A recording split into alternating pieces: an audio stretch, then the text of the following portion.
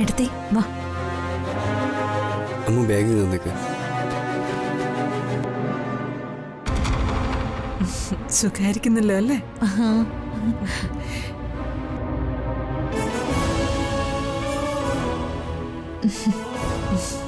എങ്ങനെയുണ്ട് എടുത്തി? ഇപ്പൊ ആശ്വാസായി.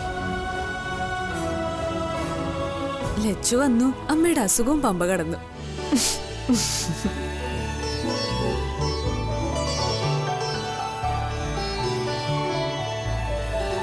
അമ്മ തിരിച്ചു വന്നതോടെ കുടുംബത്തിലെ ശാന്തി ഐശ്വര്യം ഒക്കെ മടങ്ങി വന്നു.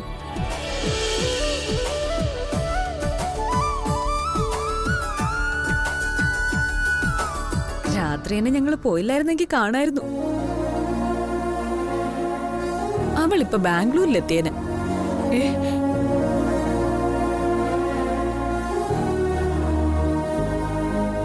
എന്താ മോളെ ഞാൻ ഈ കേൾക്കുന്നേ?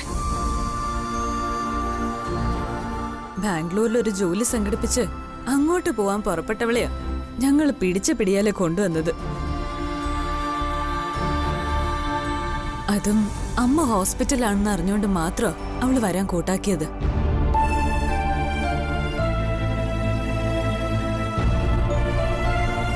ഇതൊന്നും അമ്മയോട് പറയേണ്ടെന്ന് ഞങ്ങൾ കരുതിയതാ. സംസാരമൊക്കെ പിന്നെ ആവാം. അമ്മയെ റൂമിലേക്ക് കൊണ്ടോ. അമ്മ വാ, നോക്കി നിൽക്കാതെ വാ അമ്മ വാ.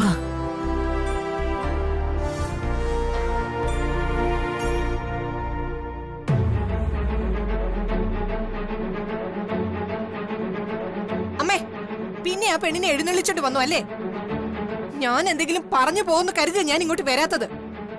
അത് മറ്റാരും അല്ല ചെയ്തത്, നിന്റെ മോൾ അവളെ കൂട്ടിക്കൊണ്ട് വന്നത്. പഠിക്കില്ലെന്ന് പറഞ്ഞ പിന്നെ ഞാൻ എന്ത് ചെയ്യാൻ അമ്മേ? കുറെ കാലം തീ തിന്നതൊക്കെ അവള് മറന്നു. അവള് ബാംഗ്ലൂരിലേക്ക് പോകാൻ തുടങ്ങിയപ്പോഴാ സ്വാതിയും സഞ്ജു അവളെ പിടിച്ചോണ്ട് വന്നത്.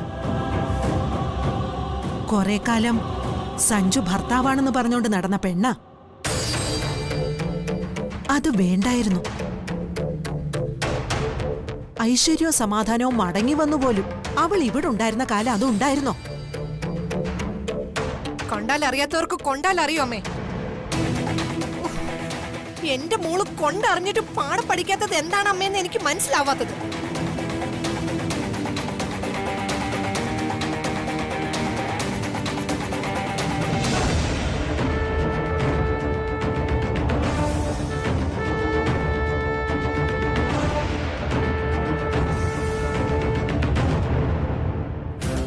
നീ വാ. എന്താ ചേച്ചി? അമ്മ കുറച്ചു നേരം വിശ്രമിക്കട്ടെ. അമ്മ വാ. ചേച്ചി എന്തിനാ? നീ വാ. ചേച്ചി എന്തിനാ ചേച്ചി?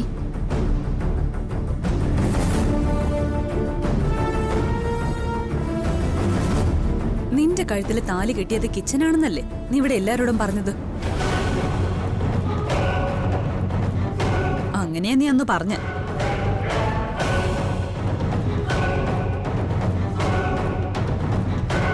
പക്ഷേ നിനക്ക് ഓർമ്മ നഷ്ടമായ സമയത്ത് നിന്നെ കാണാൻ കിച്ചൻ വന്നപ്പോ നീ പറഞ്ഞത് കിച്ചനെ അറിയില്ലെന്നാ.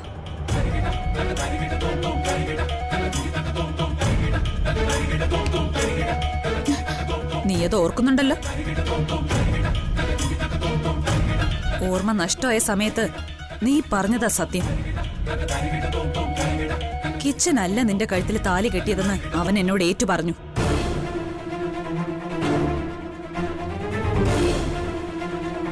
പാവ അമ്മു, അവൾക്ക് എന്ത് പറയാനാവും? കണ്ടിട്ട് സഹിക്കാൻ പറ്റുന്നില്ല ദിനേശേട്ടാ. നിന്നെ കൊന്നാലും നീ നിന്റെ ഭർത്താവ് ആരാണെന്ന് പറയില്ലെന്ന് എനിക്കറിയാം. ഇനി നിന്നോട് ഞാനത് അന്വേഷിക്കാനും പോകുന്നില്ല.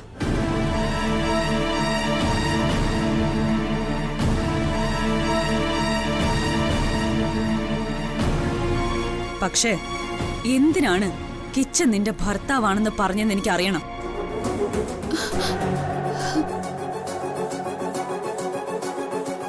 ഭർത്താവല്ലാത്ത ഒരാള് ഭർത്താവാണെന്ന് പറയണമെങ്കിൽ എന്തായാലും അതിനൊരു കാരണം ഉണ്ടാവും.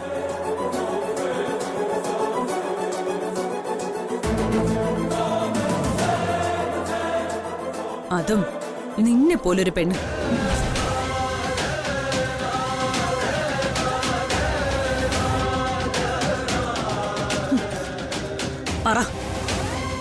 എന്തിനാ നീ നിനക്ക് അന്യനായ കിച്ചൻ നിന്റെ ഭർത്താവാണെന്ന് പറഞ്ഞത്? ആരാ നിന്നെ കൊടുത്ത് പറയിപ്പിച്ചത്?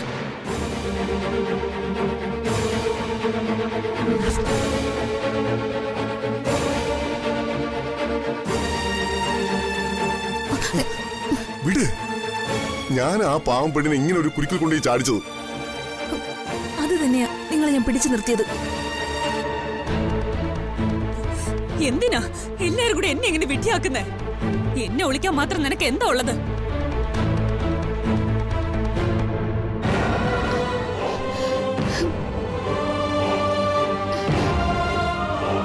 ഈ വീട്ടിലെ ഒരാളാ കിച്ചന് നിന്റെ ഭർത്താവായി വേഷം കെട്ടിച്ച് ഇവിടെ കൊണ്ടുവന്നതെന്ന് കിച്ചൻ എന്നോട് പറഞ്ഞു കഴിഞ്ഞു.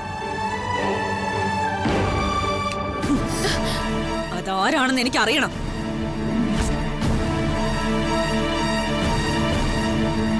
അതാരാന്ന് പറയാതെ നീ എന്റെ മുന്നിൽ നിന്ന് പോവില്ല അമ്മു. പറയ്, ആരാത്?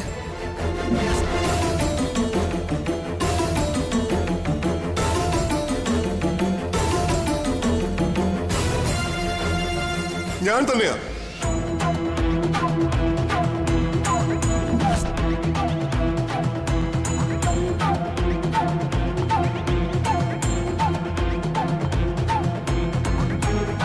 കിച്ചനെ കൊണ്ടുവന്നതും അമ്മൂനെ നിർബന്ധിച്ച് അവനാ ഇവളുടെ കഴുത്തിൽ താലി കെട്ടിയെന്ന് പറയിപ്പിച്ചത് ഞാൻ തന്നെയാ.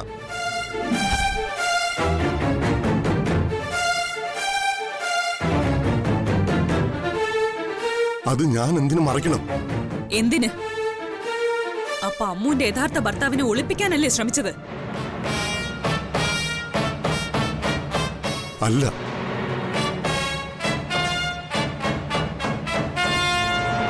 അമ്മൂനെ അന്നൊരു ആപത്തിൽ നിന്ന് രക്ഷിച്ച ആളുടെ പേര് ഈ ലോകത്തോട് പറയാൻ ഇവൾ തയ്യാറല്ല. അയാളെ ഇവൾ ഒരു കാലത്തും ഭർത്താവായി അംഗീകരിച്ചിട്ടില്ലെന്നും എനിക്കറിയാം. പിന്നെ എന്തിനു നിങ്ങൾ ഇവളെ വിചാരണ ചെയ്യണം? അമ്മൂനോട് പല പ്രാവശ്യം ഞാനും ചോദിച്ചിട്ടുണ്ട് ഇവളുടെ ഭർത്താവ് ആരാണെന്ന്.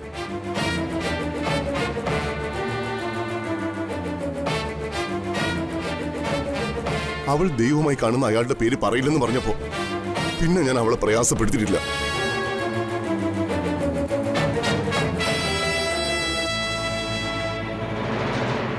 സത്യത്തിൽ അമ്മു അനുഭവിക്കുന്ന വേദന കണ്ടപ്പോഴാ ഇനി ആരും ഭർത്താവിനെ പറ്റി ചോദിക്കാതിരിക്കാൻ എനിക്കറിയാവുന്ന ഒരു പയ്യനെ കൊണ്ടുവന്നത്.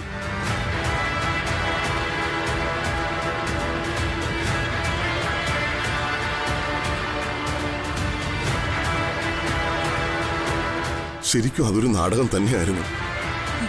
ഞാനിത് വിശ്വസിക്കില്ല.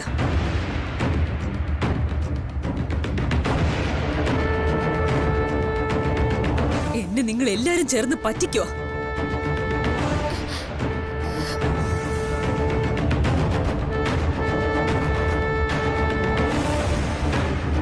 ആരെന്ത് പറഞ്ഞാലും നീ എന്നെ ചതിക്കില്ലെന്നായിരുന്നു എന്റെ വിശ്വാസം. ചേച്ചി, അത് അല്ലെങ്കിൽ ദിനേശൻ ചെറിച്ച് നീ പറഞ്ഞത് എന്തുകൊണ്ട് എന്നോട് പറയാൻ നീ മടിക്കണം?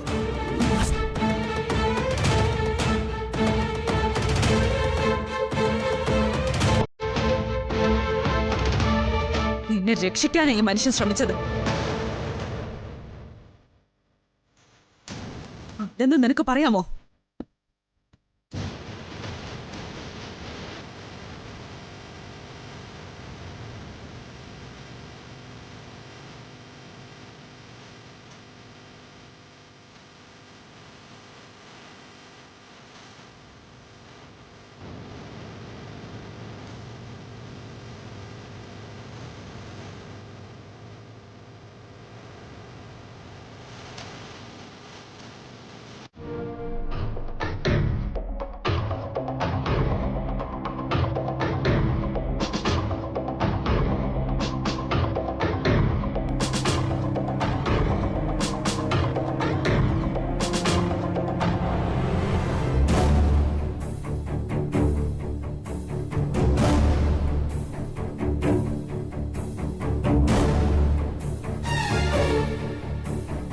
ദിനേശനൊന്ന് നിന്നേ.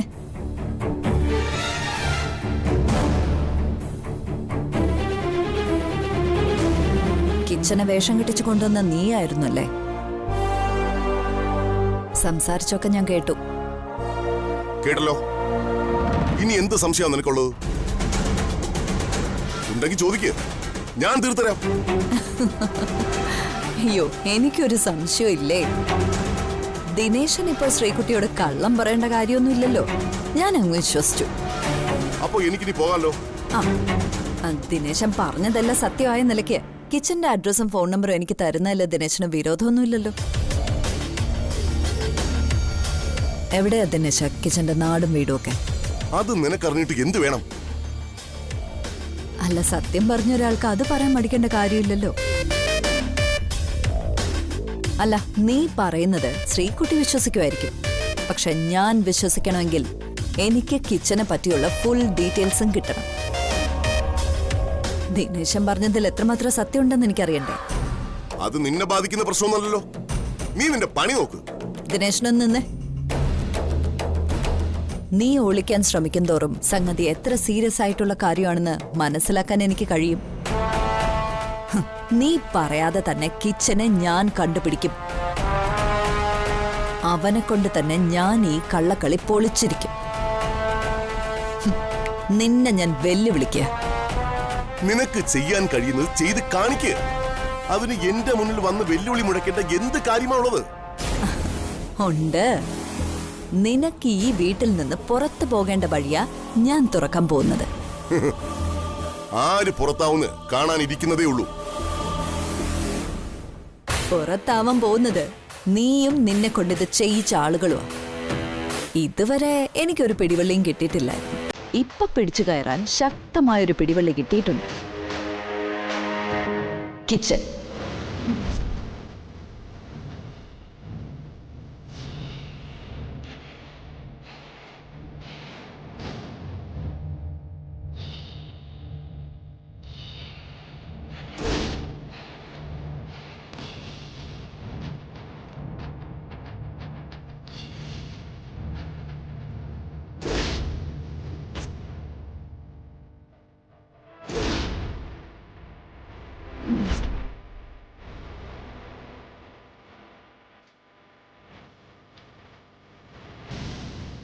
ഇങ്ങോട്ട് വന്നേ.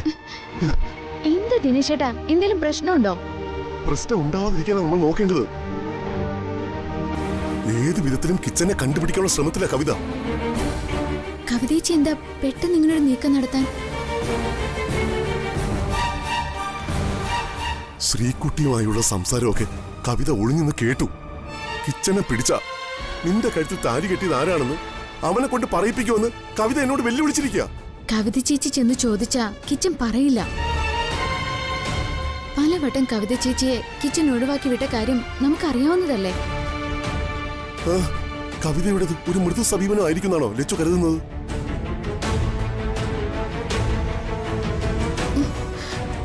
അല്ല, കവിത നേരിട്ടിറങ്ങി ആയിരിക്കില്ല കിച്ചനെ നേരിടാൻ പോകുന്നത്. എന്തിനും ദക്ഷയും ഗൗതവും കവിതയ്ക്ക് പിന്നിലുണ്ട്. കിച്ചൻ പറഞ്ഞില്ലെങ്കിൽ അവന്റെ നെഞ്ചു കുത്തിപ്പറന്ന് ഹൃദയത്തിലുള്ള ആ രഹസ്യം കവിത പുറത്തെടുത്തിരിക്കും. ജീവൻ പോകുന്ന അവസ്ഥ വന്ന് ആരാ വാ തുറക്കാതിരിക്കുന്നത്? അല്ലെങ്കിൽ തന്നെ അവന് സത്യം പറഞ്ഞ എന്ത് സംഭവിക്കാനാ? സ്വാതിയോട് അവനെ ഇറക്കി കളിച്ചത് ഈ വീട്ടിലുള്ള ഒരാളാണെന്ന് പറയാമെങ്കിൽ അടി കിട്ടിയ കവിതയോട് തുറന്നു പറയാനാണോ കിച്ചൻ പിന്നെ മടി കാണിക്കുന്നത്? ഏത് നേരത്താണ് ദൈവമേ കിച്ചനെ കൊണ്ടുവരാൻ എനിക്ക് തോന്നിയത്? എല്ലാം എന്റെ മാത്രം തെറ്റാ. കരഞ്ഞ് ടെൻഷൻ അടിച്ചിരിക്കേണ്ട സമയമല്ല ഇത്. നമ്മൾ ഉണർന്ന് പ്രവർത്തിക്കണം. നമുക്ക് എന്ത് ചെയ്യാൻ കഴിയുമെന്ന ലച്ചു പറയുന്നത്? ഞാൻ ആലോചിച്ചിട്ട് ഒരു വഴിയും കാണുന്നില്ല. കിച്ചൻ എവിടെയാണോ ഉള്ളത് അവിടെ നിന്ന് കിച്ചനെ മാറ്റണം. അവൻ അതിന് തയ്യാറാവുമെന്ന് എനിക്ക് തോന്നുന്നില്ല. കിച്ചനെ വകവരുത്താനാണ് കവിത ചേച്ചിയുടെ തീരുമാനമെന്ന് കിച്ചനോട് പറയണം. കവിത ചേച്ചിയുടെ അന്വേഷണം തീരുന്നത് വരെ കിച്ചൻ ഒളിച്ച് താമസിക്കാനുള്ള സൗകര്യം ദിനേശേട്ടൻ ചെയ്തു കൊടുക്കണം. നമ്മുടെ കൂടെ നിൽക്കാൻ ദിനേശേട്ടൻ കിച്ചനോട് അപേക്ഷിക്കും. കിച്ചൻ ആരായാലും അയാൾക്ക് നല്ലൊരു മനസ്സുണ്ട്. പല അപകടത്തിലും കിച്ചൻ തുണയിൽ നിന്നിട്ടുള്ളതല്ലേ. പറഞ്ഞതുപോലെ ഞാൻ ചെയ്യാം. ഇപ്പൊ തന്നെ ഞാൻ കിച്ചണിൽ കോണ്ടാക്ട് ചെയ്യാം.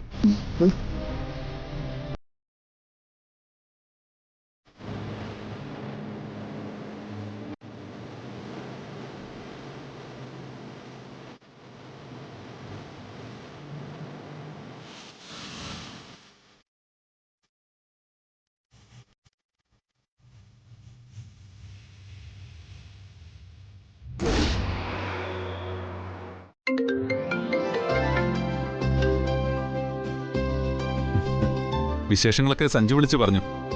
അമ്മൂനിപ്പോ നമ്മളെയൊക്കെ അറിയാല്ലേ? ഒരു അഗ്നിപരീക്ഷ മാറി കടന്നു എന്ന് തന്നെ പറയാം. അമ്മൂന് എപ്പോഴായാലും നഷ്ടപ്പെട്ട ഓർമ്മകൾ തിരിച്ചു കിട്ടുമെന്ന് എനിക്ക് ഉറപ്പുണ്ടായിരുന്നു. ആരെയും വേദനിപ്പിക്കാതെ ജീവിച്ചു പോകാൻ ആഗ്രഹിച്ചവൾ അമ്മു. അവൾക്ക് അങ്ങനൊരവസ്ഥ വന്നത് അവളെ അറിയുന്ന നമുക്കാ വേദന തന്നത്. ഇപ്പോഴും അതിന്റെ കുറ്റബോധം അവൾക്കുണ്ട്. അമ്മു ഇപ്പോഴും മനയിലല്ല ഉള്ളത്. അല്ല, അവളെ ഞങ്ങൾ കൂട്ടിക്കൊണ്ടു വന്നു. അവള് ഗോവിന്ദ് വഴി ഒരു ജോലി കണ്ടെത്തി ബാംഗ്ലൂരിലേക്ക് പോകാൻ ബസ് കയറിയപ്പോഴാ ഞങ്ങൾ അവിടെ എത്തിയത്. അത് വേണ്ടായിരുന്നു. എത്ര കാലമാ അവൾ മംഗലശ്ശേരി നിൽക്കുന്നത്. അവളുടെ സ്വപ്നം എന്ന് പറയുന്നത് ഒരു ജോലിയായിരുന്നു. അമ്മൂന് സ്വാതിക്ക് കൊടുക്കാൻ കഴിയുന്ന സന്തോഷം ഒരു ജോലി വാങ്ങിക്കൊടുത്ത് അവളെ സ്വന്തം കാലിൽ നിർത്തുക എന്നുള്ളത്. സച്ചി പറയുന്നത് എനിക്ക് മനസ്സിലാവുന്നുണ്ട്. പക്ഷെ എനിക്കങ്ങനെ അവളെ സ്വതന്ത്രയാക്കി വിടാൻ പറ്റില്ല. അവളുടെ ഭർത്താവ് ആരാണെന്ന് എനിക്ക് കണ്ടെത്തണം. കിച്ചൻ എന്നൊരാളെ അവളുടെ ഭർത്താവായി ഇവിടെ തന്നെ ഒരാൾ കൊണ്ടുവന്നതാ. ഇത് ഞാൻ പറയുന്നതല്ല, കിച്ചൻ തന്നെ എന്നോട് ഏറ്റു പറഞ്ഞതാ. ഞാനൊന്ന് പറയട്ടെ സ്വാതി, അമ്മൂന് അവളുടെ ഭർത്താവ് ആരാണെന്ന് വെളിപ്പെടുത്താൻ താല്പര്യമില്ല.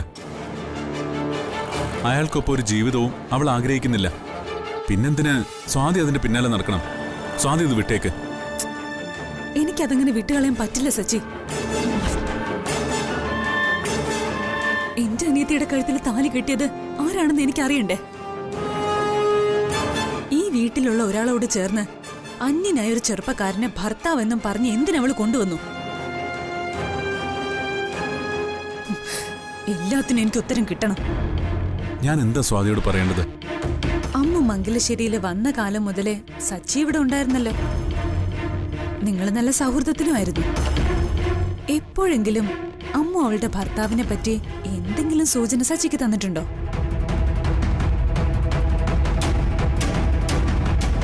എല്ലാ വഴികളും അടഞ്ഞിട്ടാ ഞാൻ സച്ചിയെ വിളിക്കുന്നത്. പ്ലീസ് സച്ചി, സച്ചി ഒന്ന് ഓർത്തു നോക്ക്.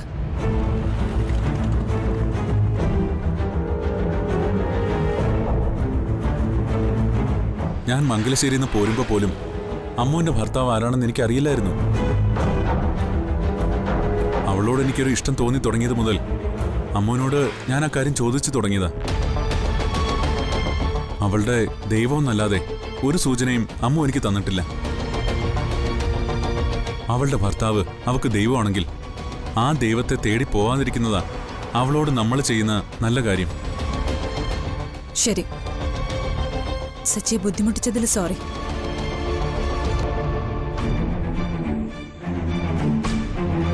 സ്വാതിക്ക് എന്തൊക്കെയോ ബലപ്പെട്ട സംശയങ്ങളുണ്ട്. അവൾ അന്വേഷിക്കുന്നയാൾ സ്വന്തം ഭർത്താവാണെന്ന് മാത്രം സ്വാതിക്ക് മനസ്സിലായിട്ടില്ല.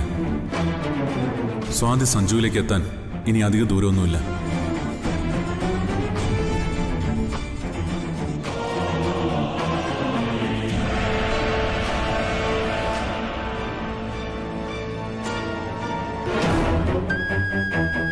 ഇനി അമ്മുവിന്റെ നാട്ടിൽ പോയേ നിവൃത്തിയുള്ളൂ. പെരുവണ്ണാപുരത്ത് പോയാൽ കാര്യങ്ങൾക്ക് വ്യക്തമായൊരു ചിത്രം കിട്ടാതിരിക്കില്ല.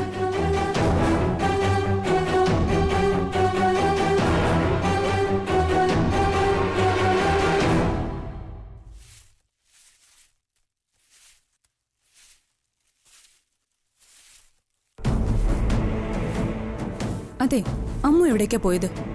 അവൾ മെഡിക്കൽ ഷോപ്പിലേക്ക് പോകുന്ന കാര്യം സ്വാതിയോട് പറഞ്ഞില്ലേ? ഞാൻ റൂമിലായിരുന്നു, അതായിരിക്കും അവള് പറയാതെ പോയത്. ആ,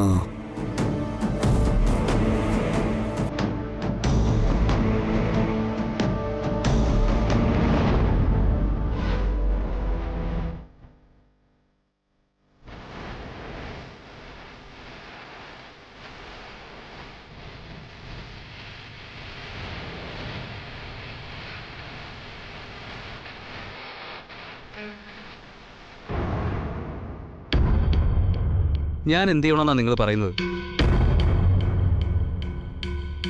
ഇതിന്റെ പേരിൽ പെട്ടുപോയിരിക്കുന്നത് ഞാനാ.